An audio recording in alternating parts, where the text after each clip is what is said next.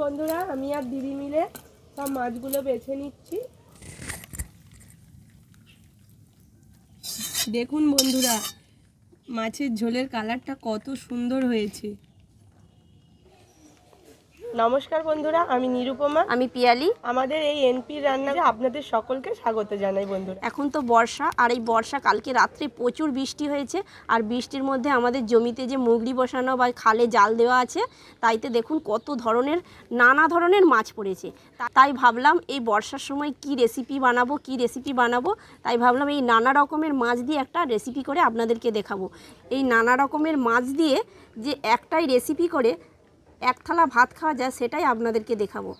কি কি মাছ পড়েছে আপনাদেরকে এখন প্রথমেই পরিচিতি করে দিই। দেখুন কত বড় একটা শোল মাছ পড়েছে।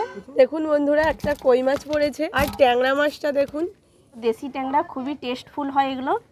এই রকম মাছের ঝাল খেতে খুবই টেস্টফুল হয়। কারা কারা বন্ধুরা এই রকম মাছের ঝাল খেতে প্লিজ কমেন্ট করে আমাদের জানাবেন। মাছগুলো এবার আমি পরিষ্কার করে কেটে নেব। দেখুন বন্ধুরা ট্যাংরা মাছটা এইভাবে আমি বেছে নিয়েছি। দেখুন বন্ধুরা আমি আর দিদি মিলে সব মাছগুলো বেছে নিচ্ছি।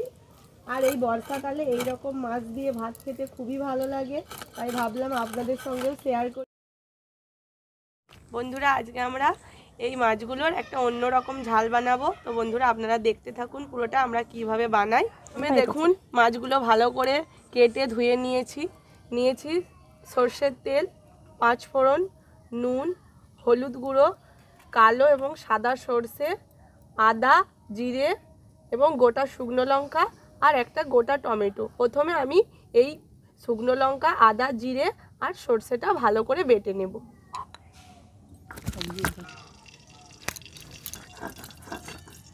মাছের মধ্যে এবার দিয়ে দেব লবণ আর দিয়ে দেবো হলুদের গুঁড়ো। হাত দিয়ে এবার মাখিয়ে নেব। সমস্ত মাছে আমি নুন হলুদ মাখিয়ে নিয়েছি।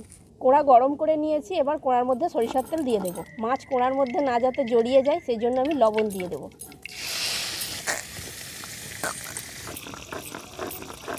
তরকারির স্বাদ আরও দ্বিগুণ বেড়ে যাওয়ার জন্য আমি সমস্ত কাঁচা মশলা শিলনোড়ায় বেটে নিয়েছি। মাছগুলো আমি ভালো করে ভেজে নিয়েছি, এবার তুলে নেব।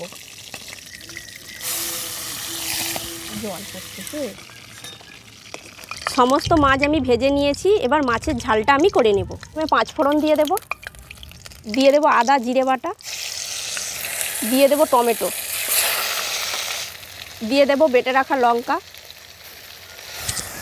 দিয়ে দেবো হলুদের গুঁড়ো, দিয়ে দেবো লবণ, বেটে রাখা সর্ষে আমি জল দিয়ে গুলে নিয়েছি, এবার দিয়ে দেব। মশলার মধ্যে আরও আমি জল দিয়ে দেব। মাছের ঝালের ঝোলটা আমার ফুটে গেছে, এবার ভেজে রাখা মাছটা আমি এই ঝোলের মধ্যে দিয়ে দেব। মাছের ঝালটা আমার তৈরি হয়ে গেছে, এবার আমি নামিয়ে নেব।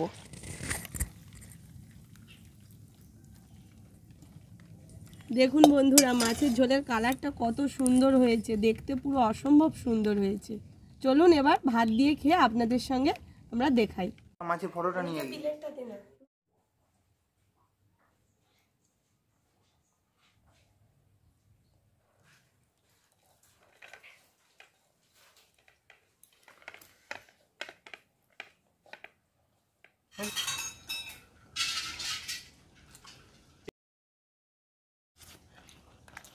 সত্যি বন্ধুরা মাছের ঝালটা অসম্ভব সুন্দর হয়েছে। বাটা মশলার তরকারি খুবই টেস্টি। হ্যাঁ বন্ধুরা খুবই টেস্ট হয়েছে আজকে। আপনারা এইভাবে বাটা মশলা দিয়ে এই ধরনের মাছ বাড়িতে তৈরি করে খেয়ে দেখবেন, খুবই ভালো হবে। এক নিমিষে এক থালা ভাত দেখবেন আপসেই শেষ হয়ে যাবে। ভিডিওটা যদি আপনাদের একটু ভালো লেগে থাকে তাহলে অবশ্যই একটি লাইক, কমেন্ট আর শেয়ার করবেন। আমাদের পাশে থাকবেন। নমস্কার।